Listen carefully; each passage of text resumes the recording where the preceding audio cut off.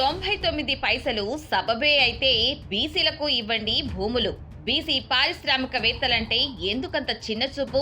అదే 99 పైసలకు బీసీలకు భూములు ఇవ్వండి. బీసీల తరపున టోకెన్ అమౌంట్ చెల్లించడానికి బీసీవై రెడీ. కూటమి ప్రభుత్వానికి బీసీవై డిమాండ్. బీసీ మహాగర్జన సమయం దగ్గర పడుతున్న కొద్దీ కూటమిలో టెన్షన్ పెరుగుతుంది.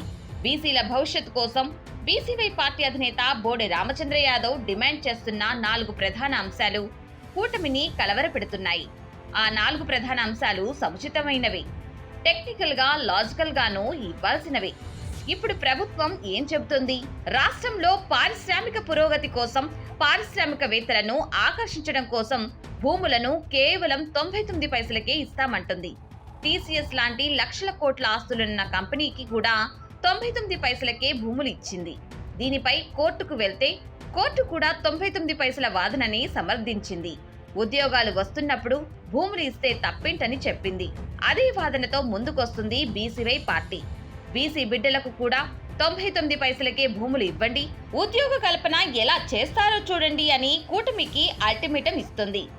ఎంతమంది బీసీలకు భూములు ఇచ్చినా సరే ఆ టోకెన్ అమౌంట్ కట్టడానికి సిద్ధమేనని బీసీవై పార్టీ అధినేత బోడే రామచంద్ర యాదవ్ ప్రకటించారు. రాజధాని అమరావతిని రియల్ ఎస్టేట్ వ్యాపార కేంద్రంగా మార్చే బదులు ఇలా బీసీ బిడ్డలకు ఇస్తే ఆ ప్రాంతం డెవలప్ అవుతుంది కదా అనేది బీసీవై పార్టీ చేస్తున్న డిమాండ్. 33,000 ఎకరాలు మున్సిపాలిటీకి కూడా సరిపోవన్నారు. ఎయిర్పోర్ట్లు, కార్పొరేట్ కంపెనీలకు భూ పందేరానికి కుంటి సాకులు చెబుతూ ఆ భూములను ఆయన జేబు కంపెనీలకు, తమ బంధువులకు దోచిపెట్టడానికి ప్రయత్నిస్తున్నారు. అలా చేయడానికి బదులు బీసీలకే భూములు ఇవ్వండని డిమాండ్ చేస్తుంది బీసీవై పార్టీ. రాష్ట్ర జనాభాలో 50% పైగా ఉన్న బీసీలకు రాజధాని నిర్మాణంలో దక్కాల్సిన వాటాపై చర్చ జరగాల్సిందేనని, అందులో భాగంగా నిర్వహిస్తున్నదే ఫిబ్రవరి 22వ తేదీన జరుగుతున్న బీసీ మహాగర్జన అని చెబుతుంది బీసీవై పార్టీ.